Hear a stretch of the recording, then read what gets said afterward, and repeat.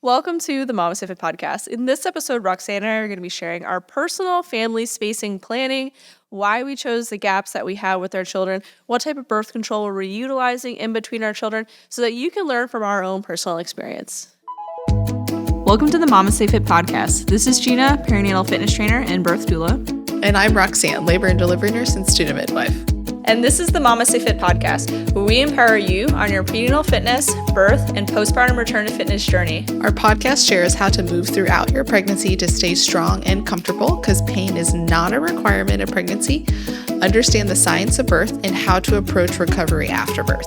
We share our personal experience as mothers navigating this stage in our lives, plus our professional expertise as birth workers and fitness professionals. Our goal is to help you feel confident as you navigate the perinatal timeframe for an empowering pregnancy, positive birth, and postpartum journey. We are glad to have you with us on this journey and that you have chosen us to support you.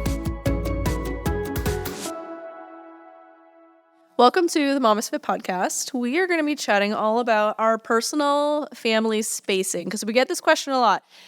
When should I have my next kid? When should I start preparing for my next kid? Like, what is the best gap in between your children? Some folks are like, I want them all as close together as possible. Some are like, I want at least 5 years in between. So we're going to discuss our own personal family spacing that we did and what type of birth control we're reusing or not using. And yeah, so I have 4 kids. My first 2 are 3 years apart, not by choice. That's just kind of how it happened. And we'll dive more into what that was like.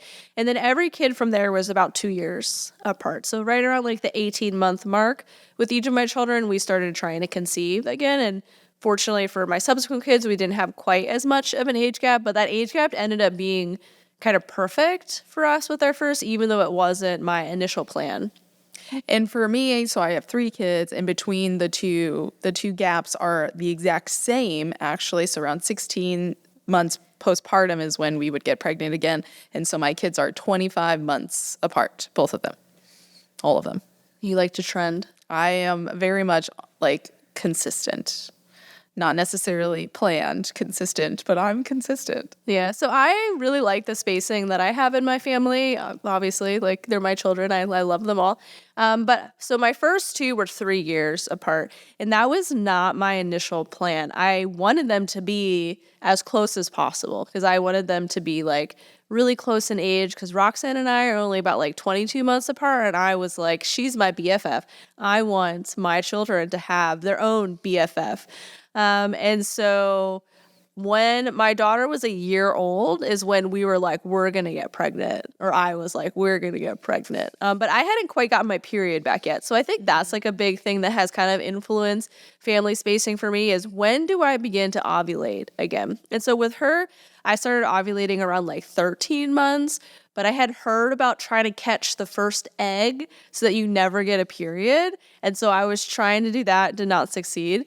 And we were trying, and I just kind of assumed it was going to be really easy because with her, we only tried for like 3 cycles.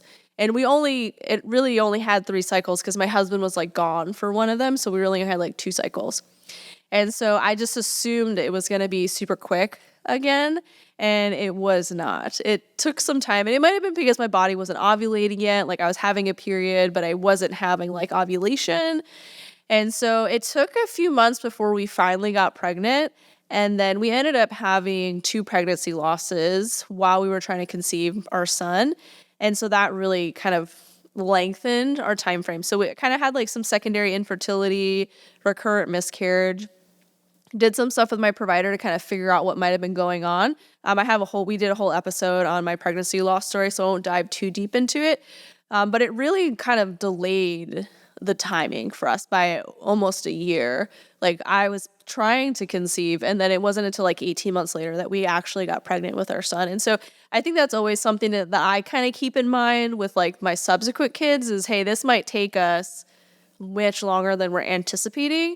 And so if we want 4 kids, we can't wait for 2 years in between each kid, because what if it takes us like another year and a half to conceive? So when my first two kids are 3 years apart, and that ended up being a really nice age gap for us. So the transition from 1 to 2 was pretty smooth, and I think it's because my daughter was 3, and so she was really good at communicating, like, back and forth. Like, she can tell us what she needed, we can ask her for help. She was really interested in her baby brother. Like, she can conceptualize, like, what pregnancy meant and that there was a baby that was going to be born. And so that age gap was, like, really nice for us. And then when it came for my son, or in between my son and my third child, our next daughter, I again was like, well, there might be a little bit of a gap, like, in our when the next kid will actually be conceived. And so because I had issues with recurrent miscarriage in between my first two, I was really deliberate on my preconception preparation. So we wanted to start to try to conceive around like 18 months, because for me, I felt like that was the point, like, within my own body, that I felt like good, that I felt like really recovered, like myself again, like I was able to be a little bit more challenged in the gym, and I just felt like healed, like, from birth and from pregnancy. And so it was around 18 months when we started trying to conceive our third child. But the 6 months prior to that, I was really focusing on, okay, making sure my nutrition is good. Like, am I exercising, doing preparatory exercises to kind of alleviate as much SI joint pain as I could. Taking any sort of like extra supplements to help with like the conception phase, and then also working really closely with my provider because we had issues conceiving before. So I was doing a lot of blood work with my provider to check out my thyroid level, like seeing if I needed to start any sort of medication or could I control it with diet. And so very deliberate with the conception that time. And then the same thing for the fourth 18 months. I was like, okay, we're going to start to try to conceive. Let me do my prep work with my provider. I actually started medication this time in the preconception phase in preparation for pregnancy. And it was a similar timeline. Like, as soon as we started trying, like, the same month we got pregnant, which was kind of like shocking. And I was like, is everything okay? Like, it was really quick. And they're all both really smooth pregnancies, which I was really thankful for. But yeah, so that was kind of like the initial gap that we had. Between 1 and 2 was about 3 years, which was not my plan, but I ended up really liking it. It was a really nice gap, and like it made that transition, I think, smoother for us because my daughter was a little bit older. And then from there, they were just about 2 years apart. So between my son and my daughter, and then my third and my fourth, it was about just under 2 years. But I think having my older kids helping with the younger ones, that closer age gap felt much more manageable because my oldest was 5 when the third one was born, and my son was 2, and they were kind of working together. And then with our youngest born, my oldest is 7, and then my son is 4, and then Sophie is 2. And so the older ones kind of help with the transition as well. So those were kind of like my initial age gaps. So how did you prevent pregnancy when you weren't ready? So because I am tired all the time, we just do not have a lot of sex some days. So that's the easiest way. Absolutely, 100%. It's the easiest way to avoid pregnancy. 100%. But when we're trying to still be romantic with one another, but avoid pregnancy, I was also tracking my cycle. So with my first, it was like 13 months before I started getting my period back. For subsequent babies, it was like 5 to 8 months time frame was kind of when I get it back. So I'm anticipating my periods coming back soon with Zoe right now. Great. So once my period came back is when I would start tracking my cycle, and I use like the Anito app where you like pee on a little, or you actually don't pee on the stick, you pee in a cup and then you dip the stick in it, and that kind of tracks your different hormone levels, and it also helps to confirm ovulation actually happened based on like what hormones are increasing and decreasing. So I start using that to kind of track, okay, when am I ovulating? And the app even tells you like, do not touch your husband. This is if you don't want a baby, this is a bad idea kind of thing. And so I'll use that to kind of help me track. And ultimately it's like, well, if we get pregnant sooner than we're planning, it'll be okay. And so it's a lot of like pull-out method as well, which I don't know what the percentage of success. It's like 70 something. It's not a great. So I track my cycle. Not an effective method. So I do family planning. What is family planning method? Natural family planning. I also am real big on checking my cervical mucus, which I don't know if that's TMI. I guess this whole episode is TMI, but Yeah. That goes into the natural. I find my fertility awareness mucus is like really helpful because when it's like that little egg whitey, I'm like, don't touch. And I also can kind of tell when I'm about to ovulate because I am like, this is the hottest man ever. Like, yeah, you do have to be like aware of that though. Aware of what I'm like, how ovulation inconvenient is that does to you, and like understanding the menstrual cycle and what hormones are being released at different points of your menstrual cycle can be helpful to know when ovulation is happening because your body releases testosterone around the point of ovulation. Which, what does testosterone make you do? Makes you want to have sex. So rude. So that you make a baby. I know. So that doesn't really start hitting me to like the year mark because like I think before the year I'm just exhausted and my body is like you do not have time. You do not have time. You do not afford energy wise to carry enough. So before that kind of like shift around the year mark, it's mostly just like tracking my cycle and like pull out method. And then after that, it's like also monitoring me. I also did not believe that I PMS'd for the longest time until this last postpartum, like not this one, like the previous one when I started getting my cycle back. I was just like so irrationally irritable and I just was like, oh my God, like this guy is breathing so heavy, like everything bothered me. And then like one day I was just like, Gina, you do PMS. Roxanne, get away from the microphone. You're breathing so loudly. I was like, oh, I guess I do experience that. Never mind, guys. I've been lying. But it could just be, I mean, as you get older, your hormones are different, especially prior to having babies. We used hormonal birth control. Yeah. Fairly, like pretty much consistently had some sort of hormonal birth control. Estrogen makes you a little bit more emotional. And then progesterone as well makes you a little bit more emotional. So I definitely noticed huge differences in myself on different types of birth control as well as not on birth control. So let's talk about your gaps and then let's talk about birth control. All right. I felt very different off of it. Mm-hmm. So I have 3 kids, obviously, so I have 2 gaps. But before we got pregnant with our first, we knew we wanted to try to time it before my husband left for his deployment. And so I had the Skyla IUD in. So we had our wedding celebration. We had been married for 2 years at this point, but we had our wedding celebration in June of that year. We got back from our honeymoon in end of June, and I went to work and was like, can you take this thing out? After I had a consensual we had a consensual talk about having babies, and then literally Roxanne was not tricking her husband. And then literally went to work the next day after we both agreed we were going to start trying having kids. So I was like, can you take this out? And so we went to triage. They pulled that thing out. I got my health care at this hospital as well. So it wasn't just a friend helping me out. Here, buddy. Yeah. She was my provider. So she pulled it out while we were at work. And I went home and I was like, we could start having a baby. And I think I had my first period the next month, which I was like, oh, why? Because my body, it's been 1 month since I've had this thing taken that's how it was for me. I had the Nuva ring, took that out, and then I was like, I don't understand. Why am I not pregnant right away? Why is this working right away?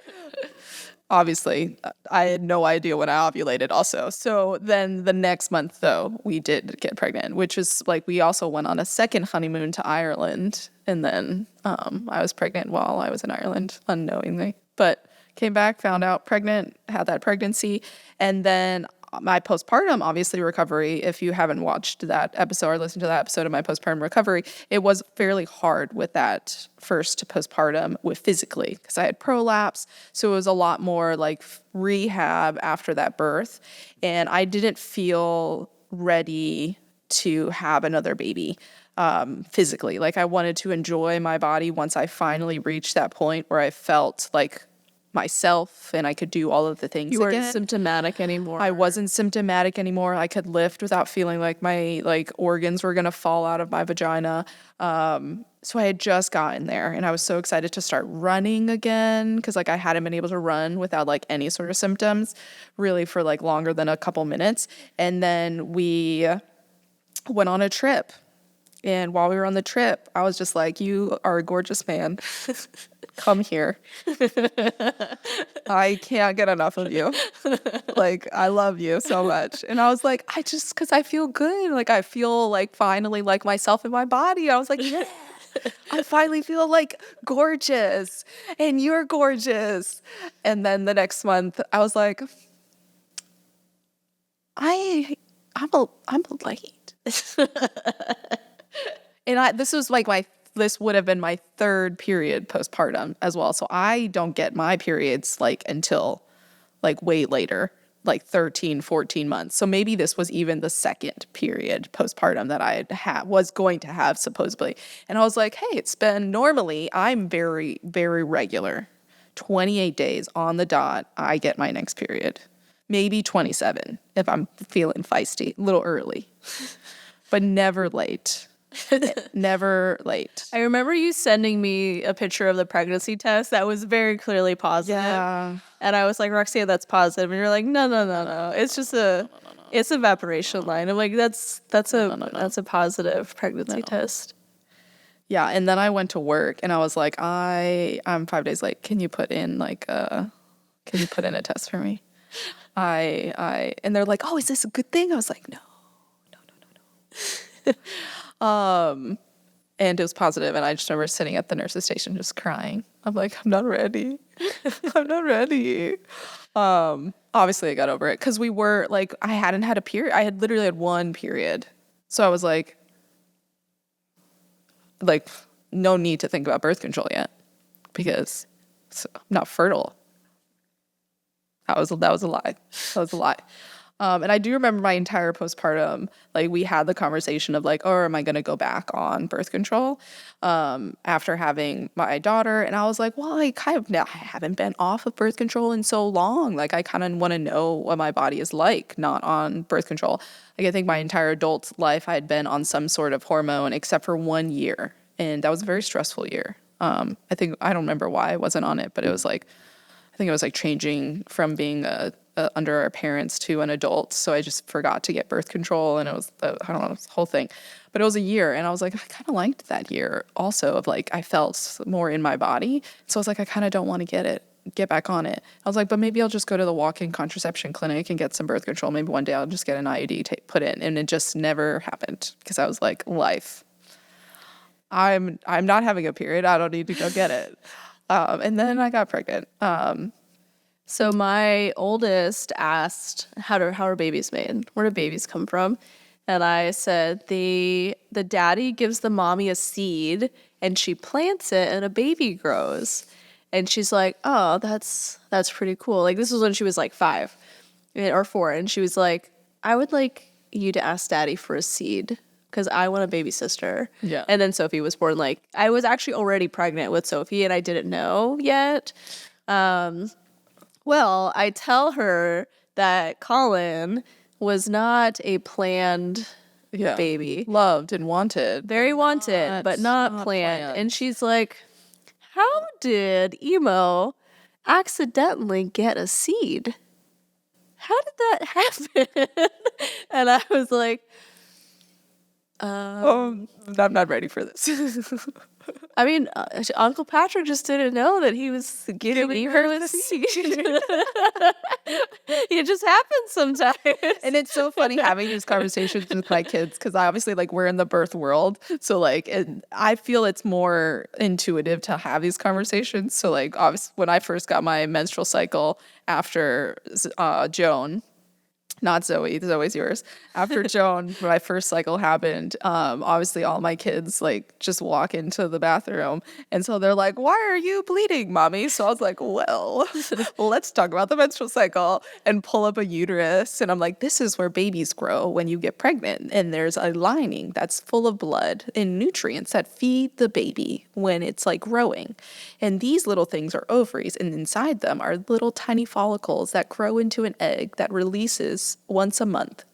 And once a month, you can get pregnant from that egg that's released if the daddy gives you the seed for that egg to become a baby. And so I'm explaining the menstrual cycle. And then if you don't get pregnant, that lining has to come out because it can overgrow and be bad for us. So it has to come out. And that is what the blood is. And they're like, oh, well, can you tell daddy to give you a seed for your egg? Because we want another baby. And I'm like, well, no, we're good. We're not going to have another seed and baby. So don't expect that. But that's what's happening in your body. And so my daughter and son are both like, man, I'm excited to get my menstrual cycle. And I'm like, well, then I have to go on a whole other tangent of like, well, you don't have a menstrual cycle because you have a penis. But Lily will. And she's like, I'm excited. I was like, I want you to hold on to this excitement because it is a beautiful thing that Owen, we can have. My son came and also- asked why his nipples were so much smaller. I mean, I don't think mine are huge, but I'm breastfeeding. And he's like, my nipples are really small. Yours are much bigger so that you can feed the baby. Why are mine like this? And I was like, well, mommy is going to feed a baby. And this is how like the baby eats. And he's like, oh, so like when I'm bigger, I'll have milk to feed. And I was like, no, but only like women do. So he's like, oh, so when Adeline gets bigger and she's a mommy, she can feed Zoe. And I'm like, she can feed her own baby. Zoe will be like 20. But it was like, this is the little wheels turning in his head where he's like, why is your body different than mine? Like, so I could feed a baby? And I'm like, no. And so it was really cute, like the curiosity and like trying to figure out ways to explain it to them that feels age appropriate. Yeah. Without like lying and be like, the stork brings the baby to us. So Colin, not planned. Not planned. In hindsight, now I know what I'm like in ovulation. So noted for future. And if your husband is a 10 out of 10, like if he's normally not a 10 out of 10, and now all of a sudden he is, maybe you're ovulating. Just, that's what I learned. I think my husband's a 10 out of 10 all the time. But maybe not the first year. Out of 10. During postpartum, everyone is a 0. Because I'm like, I don't feel right yet. I cannot carry a baby. I will hug you and give you love in other ways. But don't look at me like that. It's like a baby came out there. Some people, they're fine to start immediately. I was terrified. I was terrified. Yes, I was terrified. But so got pregnant with Colin. Then after Colin, obviously that postpartum was rough as well. Postpartum being rough is like just on par for me. It's just my trend. Pregnancy's not usually that bad. I have some SPD pain and a little bit of nausea, a little bit of heartburn. But postpartum rocks my world. Freaking freight train hit me real hard every postpartum. And then my husband was very much on the 2-kid train.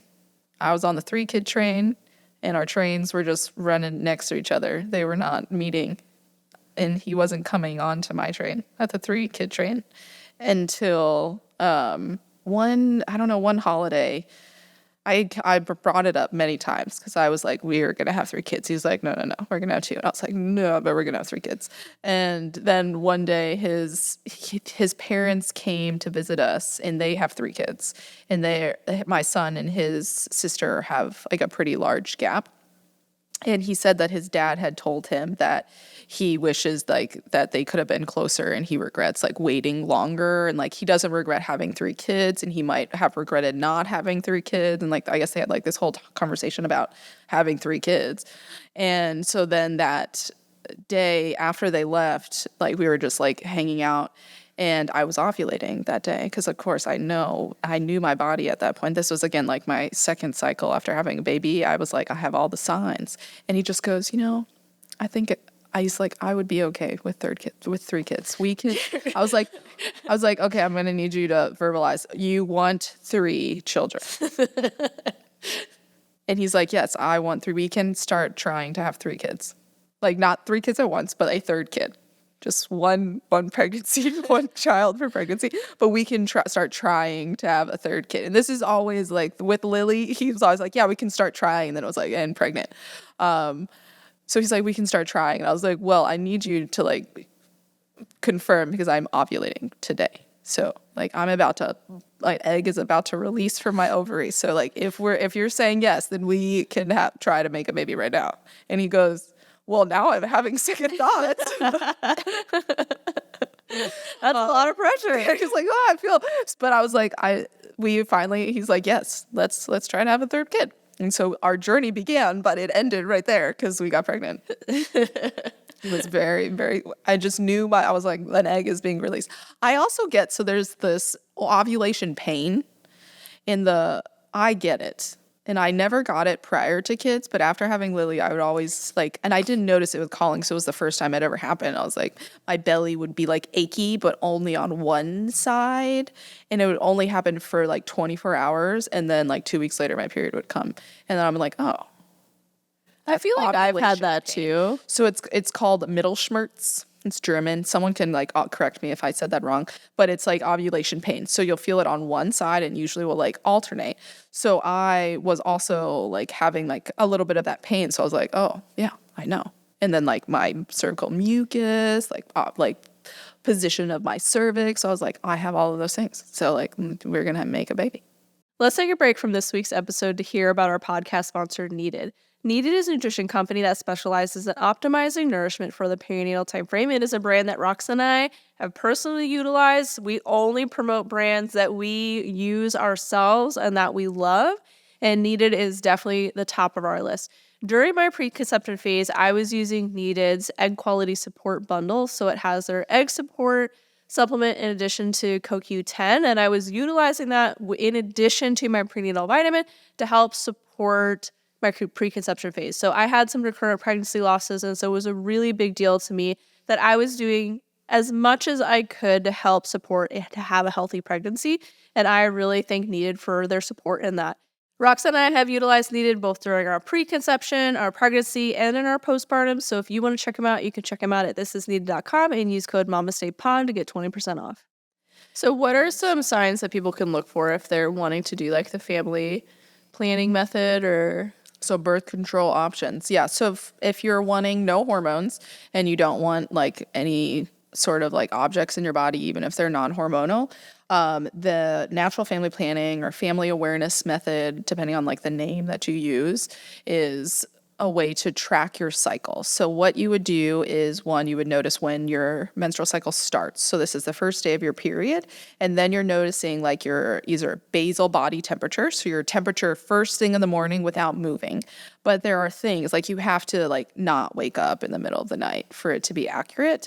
So then there's like different trackers like Temp Drop, the Oura Ring, you can wear your Apple Watch. I think Whoop does it too for like temperature monitoring, where you need to have slept for at least 3 hours, and then that will give you an accurate temperature, and your temperature will rise after ovulation. So it's not a way to predict like when to have sex necessarily until like you've monitored for a while, because it will rise confirmation after ovulation. Yeah. So like there's like apps out there that can do that. Like Natural Cycles is a really easy one. Inito, I'm sure, also does it, of like when to test like LH strips and stuff, so you can actually predict ovulation if you're wanting to get pregnant or avoiding it. So Inito, it smaller window. It tracks 4 different hormones.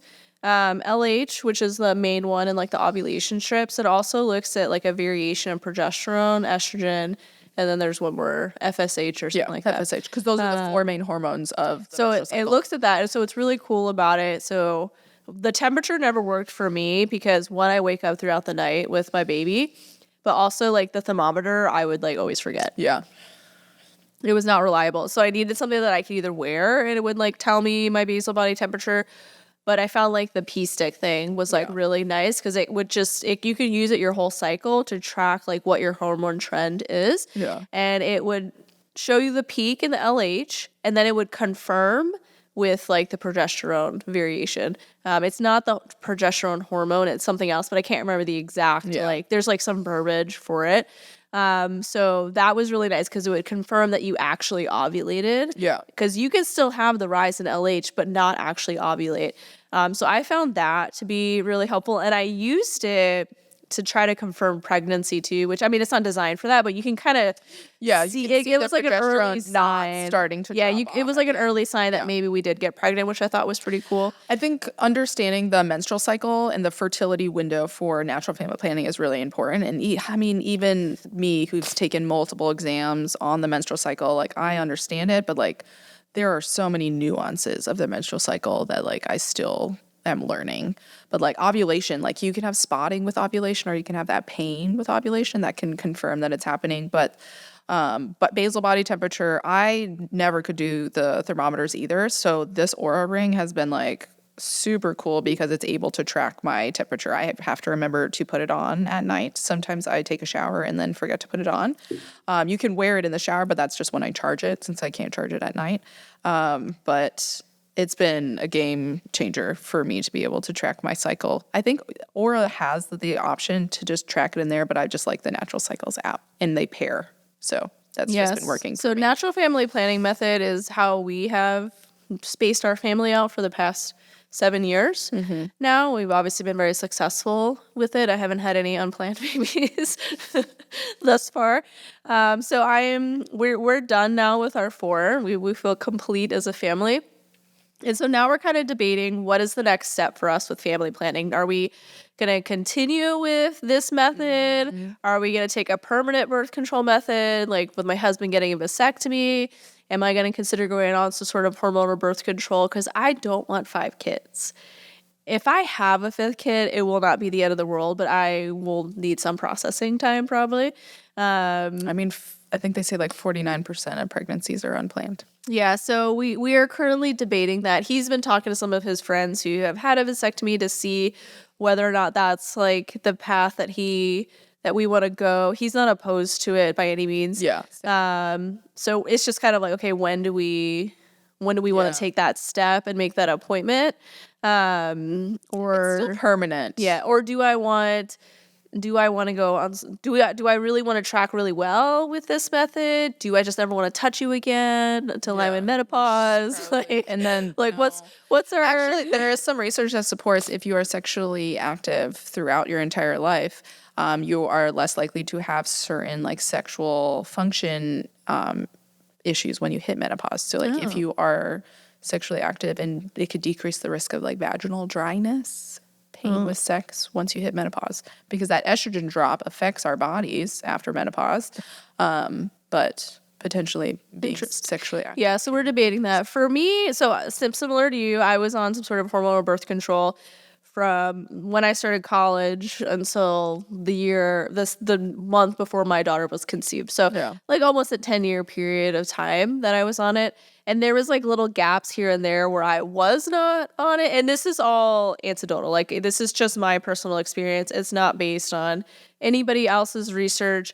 In my own body, I felt different, not on hormonal birth control. Like when I was in college and the times that I wasn't on birth control, I felt like my performance was better, like physically. Like I felt like I don't know what it was. I just felt like I athletically could do more things, like when I wasn't on any sort of birth control. And so after my first daughter was born, when my period came back, I was like, I feel different in my body than I did before when I was on birth control all the time. I feel like maybe it was because of pregnancy. Like I just felt more in tune with my body. Like my cycles feel different. And I'm just like, I don't know if I want to go back on hormonal birth control. Yeah. I don't know what like long-term impacts of being on hormonal birth control are for like prolonged like decades of my life. I like to believe that it's safe to use, like that there's nothing like wrong with using them. It was advertised to me that it could help to decrease like ovarian cancer and things like that, help with acne. And so I don't want to say like hormonal birth control is bad or anything, but I don't know if for me, if that's something that I want to go back onto. I also have like no attention span and I will forget I tried like the mini pill after my first. Oh, yeah. And I like could not remember. Yeah, pills are not. I could not remember to take it. And I was like, this doesn't seem effective for me. So yeah, I don't know we have not made like a definitive plan on what it is that we want to do. I haven't gotten my period back yet after the 4th. So we're going to have to start making some decisions soon because I'm getting to the window where I normally get my period back. So yeah. Yeah, same. I mean, I was on some sort of birth control except for that like 1 year gap after college before I started back in the Army. And prior to that, I really just used the pill. And how many times did I forget that pill? And I was doubling up. Granted, with birth control, this is just like how to prevent pregnancies. Obviously, in college, I was not married. So using other forms of things to prevent sexually transmitted infections was always used as well. So it's like double protection for pregnancy at that point. But then once, I met Patrick and we got married, didn't really need that anymore.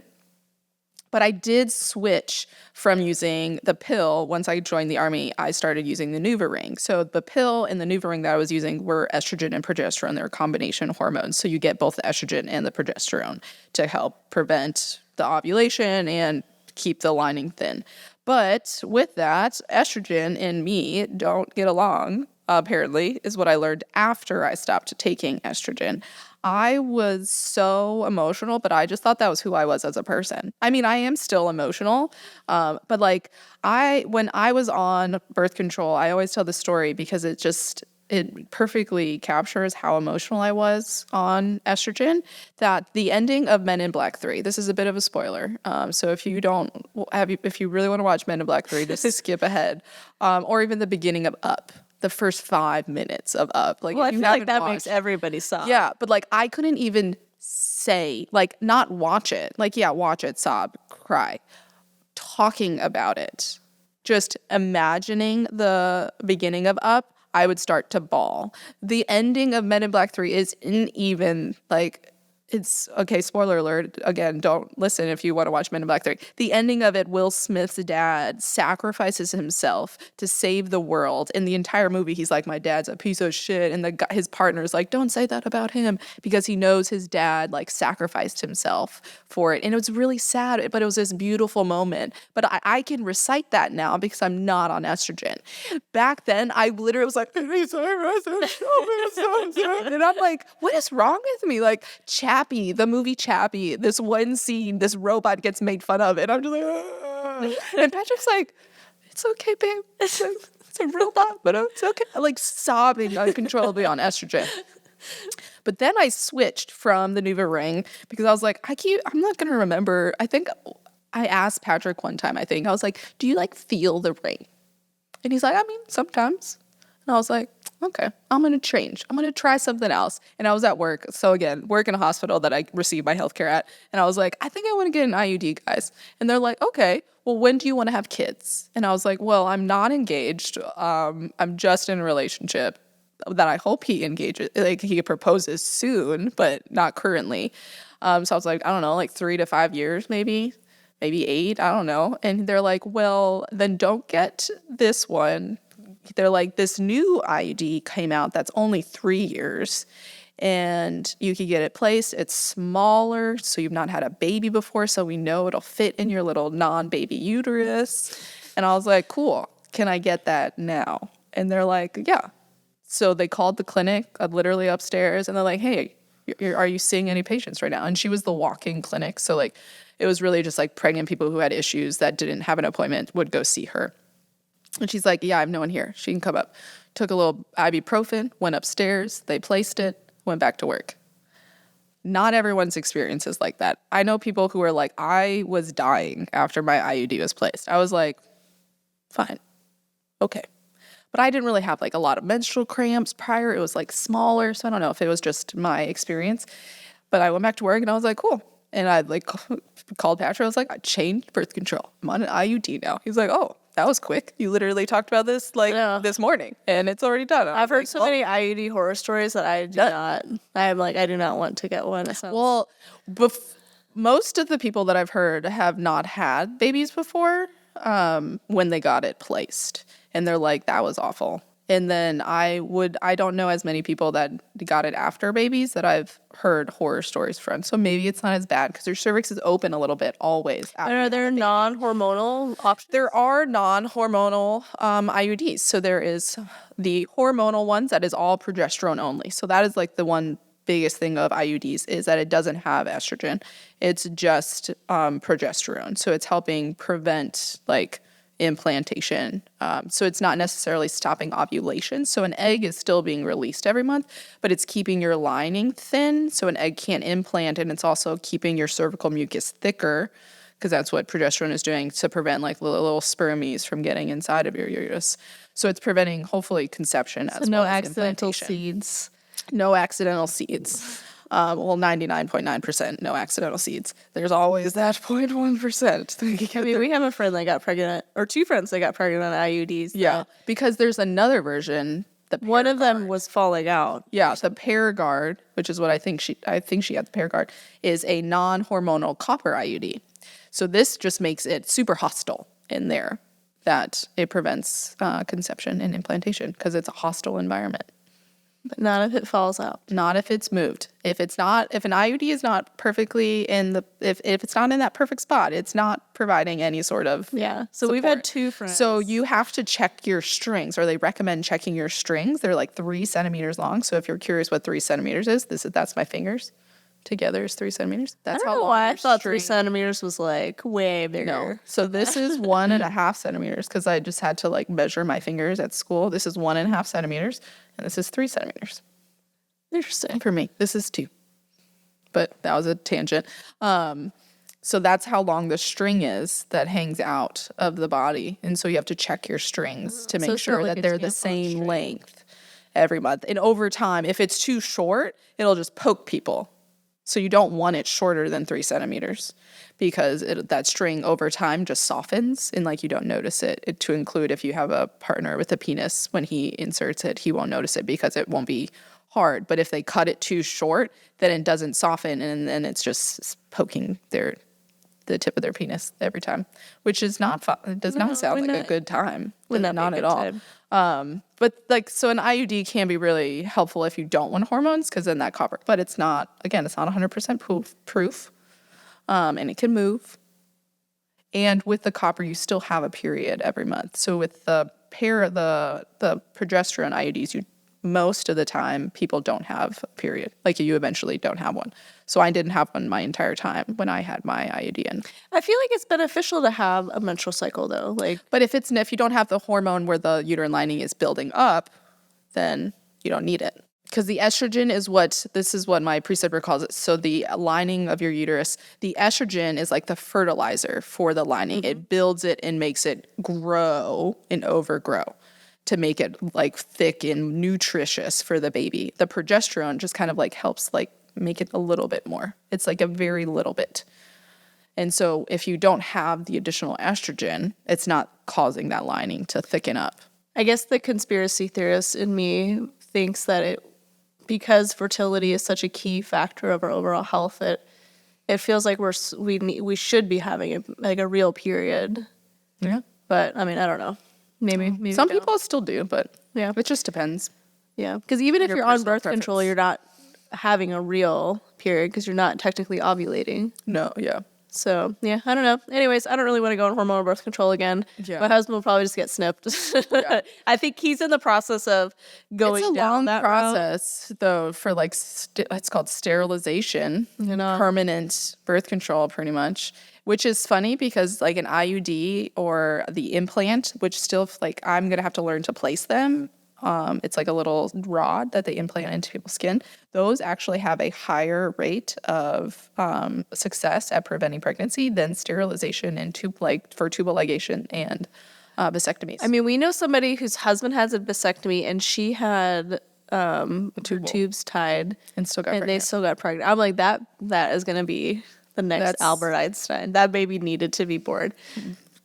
he or she's gonna cure cancer. I know. Oh my goodness. Yeah. So between my first and second child, there was a 3-year age gap. Not planned. We wanted it to be smaller, but recurrent pregnancy loss really had a big say in that spacing. And then for the next ones, they're about 2 years apart. And it felt like a really good gap. And I think if my youngest two were my only ones, that age gap would have been really challenging for us. It is. It is. But because my oldest was 3 years old when her brother was born, it was accidentally really nice for us. And then even though the subsequent ones have been 2 years apart, it felt much more manageable because I have the older kids to help kind of entertain the toddler.